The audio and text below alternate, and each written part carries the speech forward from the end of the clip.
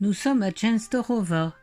Nous quittons la maison d'hôte par une allée qui rappelle les célébrations du millénaire de la Pologne par le cardinal Wyszyński en 1967, à ceux qui vont vers l'avenir. Le chemin de croix extérieur est sobre, mais moins que celui de la chapelle. La montée des pèlerins, non pas vers Jasna Góra, mais vers la maison du pèlerin et un solide petit déjeuner sous la protection de la Vierge Noire.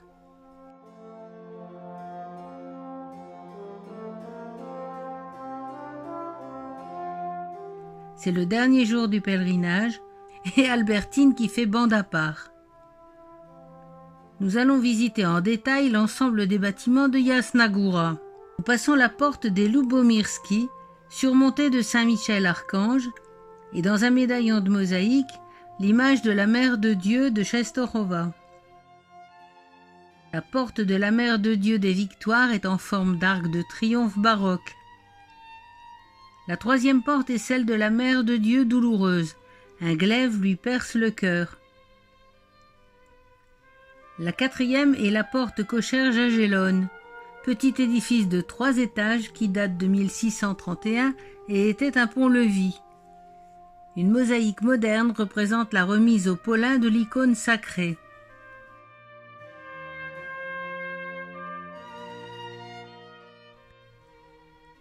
Ici, l'arsenal et les anciennes chambres royales inutilisées depuis la fin du XVIIIe siècle.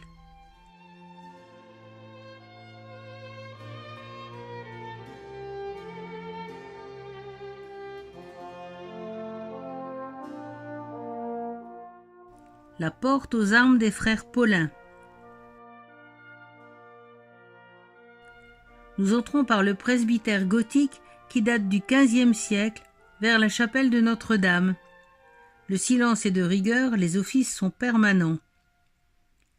Ici se trouve l'icône de la Vierge Noire installée en 1384 par Ladislas d'Opole. Balafré sur la joue droite lors du pillage par les Hussites en avril 1430 et restaurée par Ladislas Jagellon.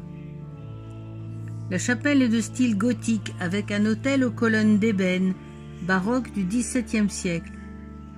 Les murs de la chapelle sont couverts d'ex-voto et d'offrandes des pèlerins.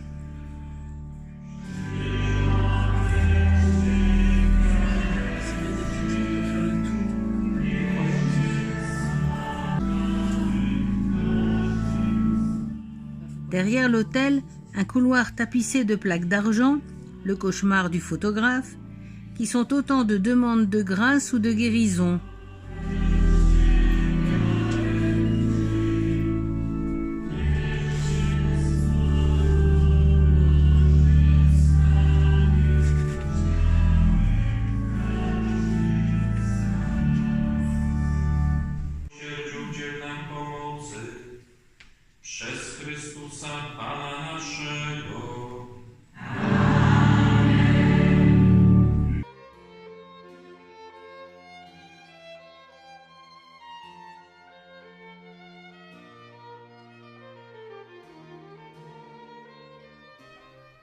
Un mur de béquilles, les malades ont-ils été guéris? Le roi Jagellon fit construire l'église autour de la chapelle de la Vierge Noire. La basilique de la Sainte-Croix et de la Nativité de Marie, reconstruite en 1692, est de style baroque. Le lumineux plafond est décoré de scènes décrivant 2 thèmes, la Sainte-Croix retrouvée et le cycle de la gloire de la Vierge Marie. Un 3e cycle complète cet ensemble, des images de saints et des patrons de l'ordre des Paulins, dans le style baroque des stucs et des putti. L'autel principal, décoré de marbre et de stuc, est l'œuvre d'un artiste italien, Giacomo Buzzini. Le tabernacle doré en forme de tente entouré de 2 anges agenouillés date de 1920. Tout l'autel donne l'impression d'une véritable composition dynamique, avec un groupe d'anges planant au-dessus de Marie, la Sainte Trinité couronnant le tout, et les 4 évangélistes sur les 4 côtés comme des piliers de la foi. Et curieusement, Cette magnifique église où s'ouvrent des chapelles non moins ornementées ne reçoit que peu de visites.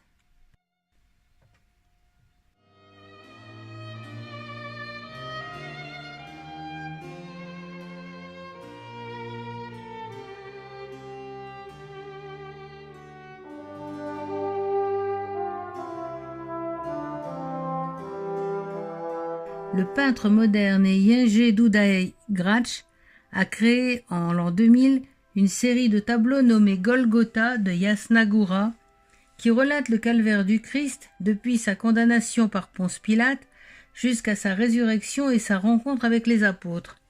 Le style est très réaliste. Le corps de Jésus est représenté comme un corps humain torturé physiquement et moralement jusqu'à la mort. L'environnement se compose de scènes actuelles habité de personnages connus, historiques ou contemporains, comme Saint Jean-Paul II, le cardinal Wyszynski, Mère Teresa ou l'artiste lui-même, le père Popieluszko. L'accent est clairement mis sur la responsabilité de nos péchés et de nos comportements dans cette passion.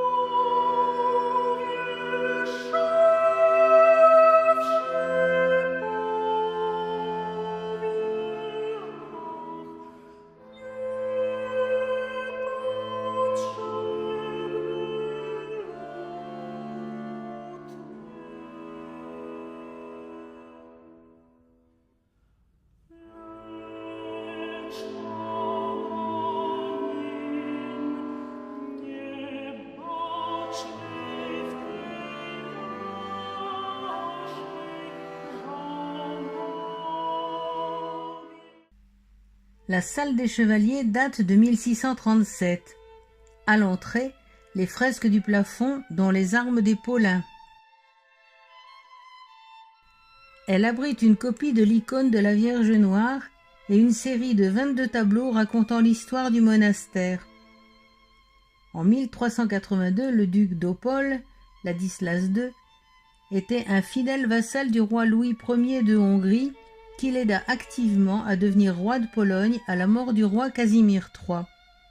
En récompense, Louis Ier lui offre la cité de Częstochowa.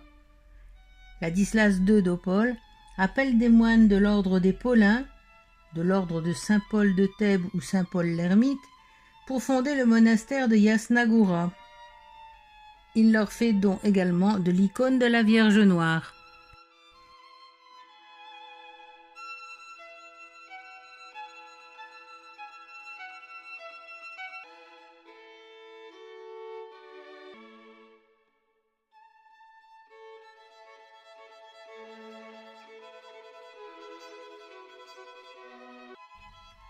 Une Clarisse, l'ordre de Sœur Faustine, et une religieuse de Jasna Góra. Le musée du 600e anniversaire expose des tableaux peints à Jasna Góra au XVIIe siècle, des ex-voto d'or, d'argent, d'ambre, de perles, de pierres précieuses qui ont été recueillis du XVIIe au XXe siècle.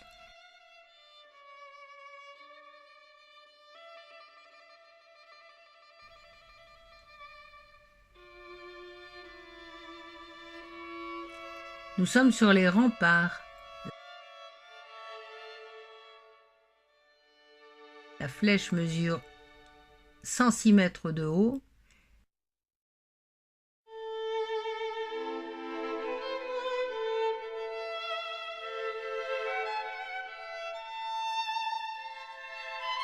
Et cette place peut accueillir plus de 100 000 personnes.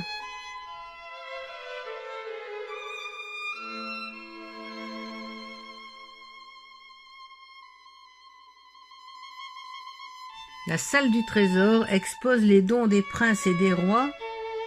L'ameublement original datant de 1651 a disparu en 1920. Il a été remplacé par des commodes et vitrines néo-baroques surmontées de corniches, des chasubles dont l'apparat de perles, ouvrage réalisé par l'auteur des robes de l'icône de la Vierge Marie, la chasuble hongroise offerte par la famille Aumonnet au XVe siècle, le rosaire Renaissance offert par la reine Bona Sforza, le sceptre d'argent, diamant et cristal de roche du roi Sigismond le Vieux, des porcelaines de Mécène offertes par Auguste III de Saxe en 1744, l'ensemble de vaisselle liturgique en corail offert en 1670 pour le mariage du roi Wisniewski, l'ostensoir gothique qui date de 1542, et enfin le petit autel portable de Constantin Sobieski, fils du roi. Nous traversons la sacristie vers la chapelle dite des Anges Gardiens ou du Sacré-Cœur de Jésus, où va avoir lieu la messe.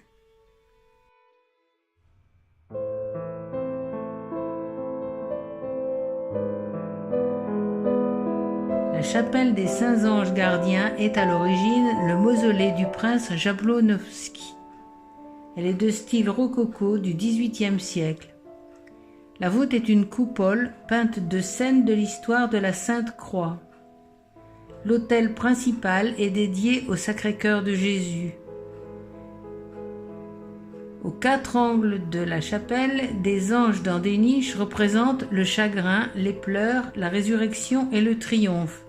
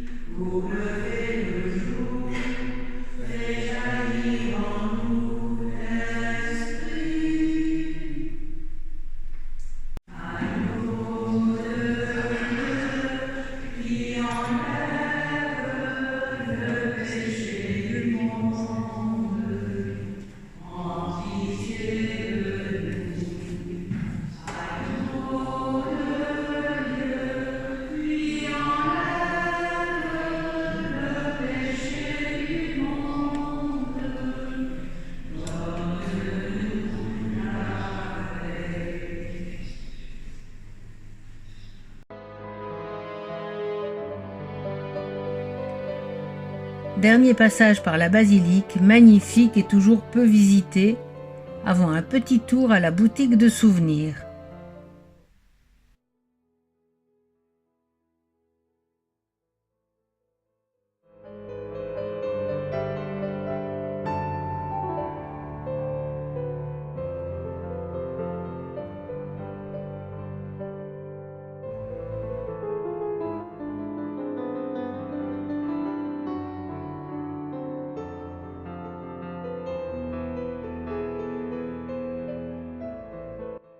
Et voilà, ils peuvent pas s'empêcher.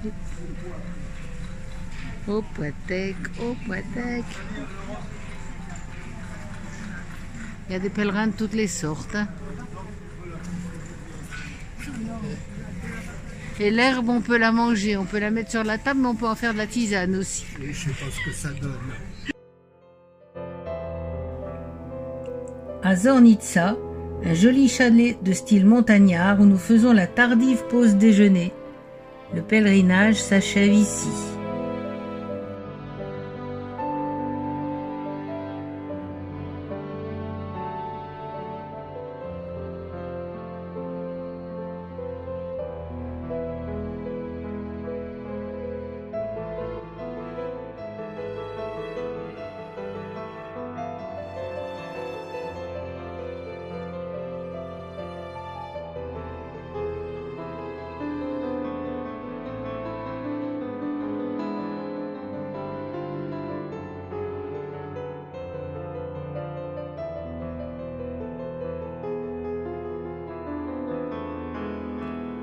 matin dans la brume du dernier jour à Cracovie.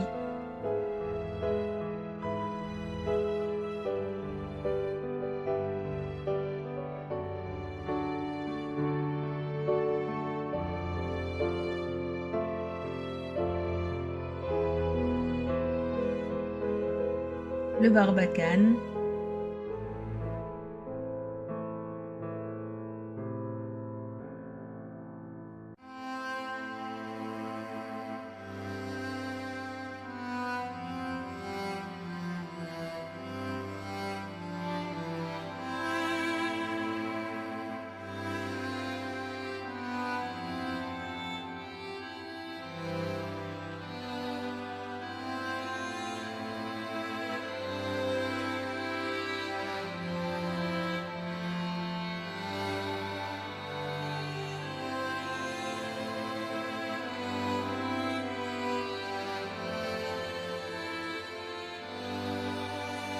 Jan Matejko, le peintre de tableaux historiques.